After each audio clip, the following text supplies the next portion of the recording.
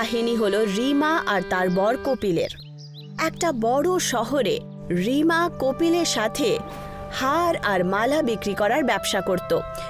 রিমার মতো ভালো দোকানদার আর হার পুরো শহরে কোথাও পাওয়া যেত না। রিমা সর্বগুণ সম্পন্ন ছিল, কিন্তু লকডাউন হওয়ার কারণে রিমা আর কপিল নিজের গ্রাম খড়গপুরে আসতে হলো। খড়গপুর গ্রাম নিজের হার, ফুল, মালা আর ডেকোরেশনের কারণে প্রসিদ্ধ ছিল। আরে তোমার কথা শুনে আমরা গ্রামে তো চলে এসেছি, কিন্তু এখানে করবোটা কি? তুমি দেখোনি যে এই গোটা গ্রামে শুধুমাত্র ফুল আর হাড়ের ব্যবসা, বরঞ্চ শহরের থেকেও অনেক বেশি। তাহলে কি হলো, আমরা নিজেদের ব্যবসা করব আর ওরা নিজেদের। এখানে অনেকগুলো দোকান রয়েছে, আরও একটা আমাদের হবে। সেইভাবেই চলে, নাকি দোকান দিয়ে। রিমার কথা অনুযায়ী পরের দিনই কপিল সমস্ত ব্যবস্থা করে নিজের ফুলের দোকান খুলে ফেলল। আরে দেখো তো, কপিলের বউ নতুন নতুন এসেছে না গ্রামে, আর এসেই ব্যবসা শুরু করে দিয়েছে।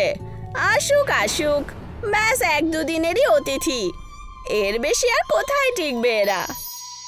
অন্য ফুলওয়ালাদের কথা শুনে রিমা আর কপিল ভয় পেয়ে যায়, কিন্তু সাহস না হারিয়ে ওরা নিজেদের ব্যবসা চালু রাখে। আর প্রথম দিনই ওদের ভালো ব্যবসা হলো। দেখলে, আমি বলেছিলাম না, গুণ থেকে ব্যবসা হয়, নাকি ভালো আর বড় দোকান দিয়ে। মেনে নিতে হয় তোমাকে, তোমার কথা সত্যি হয়। কিন্তু রিমা আর কপিল খুব খুশি হলো, কিন্তু ওদের খুশির কারণে অন্য দোকানদাররা খুব চিন্তিত হলো। আরে এই দুজন স্বামী তো গতকালই এলো, আর কি এরকম যদি চলতে থাকে তাহলে আমাদের দোকান তো বন্ধ হবেই, আর আমাদের রোজগারের জন্য শহরে যেতে হবে। এদের বিশেষত্ব এটা যে এদের ফুল তাজা আর খুব সুগন্ধওয়ালা। ব্যাস ওদের দোকানে কিছু কেমিক্যাল দিতে হবে, আর কি। সকাল সকাল যখন কপিল নিজের দোকানের জন্য ফুল নিতে যায়, তখনই ওখানে অমিত ওর ফুলের মধ্যে কেমিক্যাল দেওয়ার ষড়যন্ত্র করে। কিন্তু ততক্ষণে খড়গপুরের সবচেয়ে পুরনো মন্দিরের পূজারীর চাকররা ঘোষণা করে, শুনুন, খড়গপুর গ্রাম খুব সংকটের মধ্যে রয়েছে। গ্রামের পূজারীর পুত্র কৌশলের সন্তান অত্যন্ত খারাপ, আর জ্যোতিষীর বক্তব্য হলো যে ব্যক্তি ওনার সন্তানকে ঠিক করে দেবেন তাকে স্বর্ণমুদ্রা পুরস্কার হিসাবে দেওয়া হবে। আমরা সমস্ত নিয়ম কানুন প্রয়োগ করে দেখেছি, বৈদ্য হাকিম কি না করেছে। আপনাদের সবার কাছে অনুরোধ, যে আমার সন্তানকে ঠিক করে দেবে তাকে আমি ধন সম্পদে ভরিয়ে দেব। ওদেরকে দেখে অমিত কেমিক্যাল ঢালতে পারল না, কিন্তু অমিত মনে মনেই পণ্ডিতের কথা শুনে খুশি হয়ে যায়। আরে পণ্ডিতের ছেলেকে বাঁচিয়ে ওর সমস্ত সম্পত্তি চেয়ে নেব, আর আমাদের এই পচা ব্যবসাটাকে বন্ধ করে দেব। মনে বেশি লোভ এনো না জানো, আর কাজে মন দাও। সেই সময় কপিল জঙ্গলে তাজা তাজা ফুল তুলছিল। আজ জঙ্গলের ভেতরে গিয়ে একবার দেখবো যে গাঁদা ফুল ওখানেই সব থেকে ভালো এবং সুন্দর পাওয়া যায়। তার সাথে রিমার জন্য একটু জুঁই ফুলও তুলে নেব। যেই মাত্র কপিল জঙ্গলের ভেতরে গেল, তখনও দেখতে পেল যে জঙ্গলে একটা বয়স্ক জ্যোতিষী ঠান্ডায় কাঁপছিল। বাঁচাও আমাকে, তা না হলে তো আমি ঠান্ডায় মরে যাব। কিন্তু আরে আবার কি, এর তো ভালো রকম জ্বর দেখছি। বাঁচাও আমাকে গো, আমাকে এখান থেকে নিয়ে চলুন আমার সাথে, না হলে আপনার অবস্থা আরো সঙ্গীন হয়ে যাবে। আরে যদি আমাকে সত্যি বাঁচাতে চাও তাহলে আমার জন্য গিয়ে গোলাপের ফল নিয়ে আসো। গোলাপের ফল? সে আবার কি ধরনের ফল? এটা একটা চমৎকারী গোলাপের গাছ, শুধু একবার ফলন হয়। সেই সময় ওখানকার ফল যদি ছিঁড়ে নিয়ে আসতে পারো, আর সেই ফল কোনো রোগীকে দিয়ে তার প্রাণ তুমি বাঁচাতে পারো। এই চমৎকারী গোলাপ গাছের ফলের যে গাছ, সেটা কোথায় আছে গুরুজি? আমাকে বলে দিন, আপনার প্রাণ বাঁচানোর জন্য সেটাকে আমি নিয়ে আসব।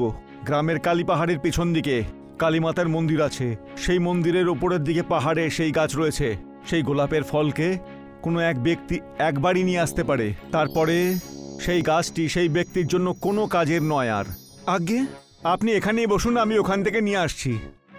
কপিল নিজের প্রাণের পরোয়া না করে ওই গোলাপের ফুলের গাছের দিকে চলে যায়।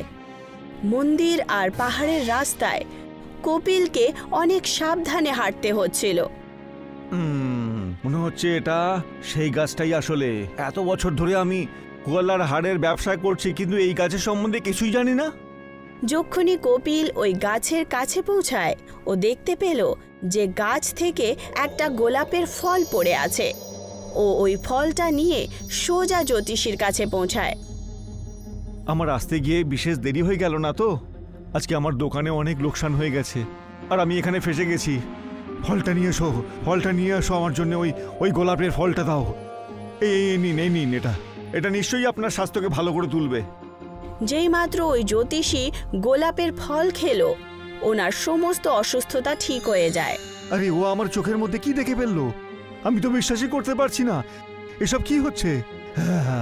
তোমাকে লক্ষ লক্ষ ধন্যবাদ। যদি তুমি না থাকতে তাহলে আজ যে কি হতো। ভগবান তোমার মঙ্গল করুন পুত্র। কিন্তু মনে রাখবে, ওই গোলাপের ফলের পাশে তুমি নিজের স্বার্থের জন্য গেলে তোমার জন্য সেটা খুব খারাপ হবে। ওই ফল কোনো স্বার্থপর মানুষকে একদম ছেড়ে কথা বলে না। স্বার্থের কারণে ওর দেখা পাওয়া কিন্তু বন্ধ হয়ে যাবে। ওই জ্যোতিষীকে বিদায় জানিয়ে কপিল তার স্ত্রী রিমার কাছে চলে আসে আর ওকে সমস্ত ঘটনা বলে। যদি এই কথাটা সত্যি হয় তাহলে আমরা খুবই ভাগ্যবান। সেটা কিভাবে? গ্রামের পূজারীর ছেলের শরীর খুবই খারাপ। যে কেউ ওই বাচ্চাকে ঠিক করবে ওদেরকে অনেকগুলো পুরস্কার দেওয়া হবে। বাচ্চাকে ঠিক করার জন্য বকশিস? এটা কি রকম কথা? যদি বকশিস নাও পাই তাহলেও আমি ওই বাচ্চাকে ঠিক করব। কিন্তু জ্যোতিষী বলেছিল যে ওই গাছ থেকে একটা ব্যক্তি পুরো জীবনকালে একবারই তার ফল ভাঙতে পারবে। আমি তোমাকে একটা রাস্তা বলে দেবো। তুমি গিয়ে শুধুমাত্র ওকে ছেড়ে নিও। বাচ্চার প্রাণ বাঁচানো আমাদের জন্য সৌভাগ্যের কথা। বকশিস টকশিস দেখা যাবে পরে। তুমি এক্ষুনি বেরিয়ে পড়ো ওই গোলাপের ফলটাকে ছিঁড়িয়ে আনার জন্য। সেই সময় কপিল আর রিমার কথা অমিত শুনে ফেলে আর ও ওদের থেকে আগেই যাওয়ার প্রস্তুতি নিয়ে নেয় আর ওই কালো পাহাড়ের কাছে গোলাপের ফল খুঁজতে খুঁজতে চলে যায়। এবার মজা এসে যাবে। ওই গোলাপের ফলটাকে নিয়ে আমি সেই পণ্ডিতের ছেলের প্রাণ বাঁচিয়ে দেব আর একবারে মালামাল হয়ে যাব। এই গাছটাই মনে হচ্ছে। যেই মাত্র অমিত ওই গাছ থেকে গোলাপের ফল ভাঙে, গাছ থেকে আওয়াজ বেরোয়। লোভী কোথাকার! শট! তুই লোভে অন্ধ হয়ে এই গাছটাকে পাপের নজর দিয়ে দেখেছিস। এর পরিণাম তোকে ভোগ করতে হবে। আরে আরে আমার চোখ কেন জ্বলছে? আমি কিছু দেখতে পাচ্ছি না। হে ভগবান, এসব কি হচ্ছে আমার সাথে? তক্ষুনি পেছন থেকে রিমা ওখানে চলে আসে। অমিতকে ওখানে দেখেও অবাক হয়। অমিত দাদা, আপনি এখানে কি করছেন?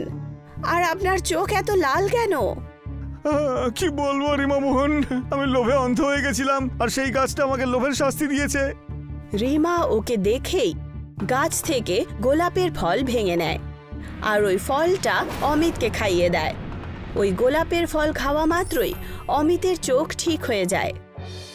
আমি এখন দেখতে পাচ্ছি, মুঝে দেখতে পাচ্ছি। বোন রিমা, আমি তোমার উপকার কোনোদিনও ভুলবো না। আপনি ওই শিশুটিকে বাঁচানোর পরিবর্তে আমাকে বাঁচিয়ে অনেক অনেক বেশি উপকার করেছেন। এই নিন গোলাপের ফল। যান গিয়ে ওই বাচ্চাটার প্রাণ বাঁচিয়ে নিন। আপনার কাছে এই ফল কোত্থেকে এলো? এই ফলটাকে ছেড়ে ফেলার পরেই আমি অন্ধ হয়ে গেছিলাম, কিন্তু আমার বাবার প্রায়শ্চিত্ত আমাকে করতে হবে। রিমা অমিত থেকে জাদুই গোলাপের ফল নিয়ে নেয় আর গিয়ে ওই পণ্ডিতের ছেলে মানে কুশলকে খাইয়ে দেয়। কুশল যেই মাত্র গোলাপের ফল খায় ও ঠিক হয়ে যায়। তোমার আজকের এই উপকার আমি কোনোদিনও ভুলবো না। বলো, কি চাই তোমার? আমরা আপনার কাছে কিছুই চাই না, ব্যাস আপনার বড় মন্দিরে যাওয়ার হার আর ফুলমালা আপনি আমাদের থেকেই কিনবেন, তাহলে খুব কৃপা হবে আমাদের জন্যে। রিমার সৎ আর ভালো মানসিকতা দেখে পণ্ডিত মশাই খুব খুশি হন। রিমা আর কপিল নিজের জীবন খুশি খুশি খড়গপুরে কাটাতে শুরু করে।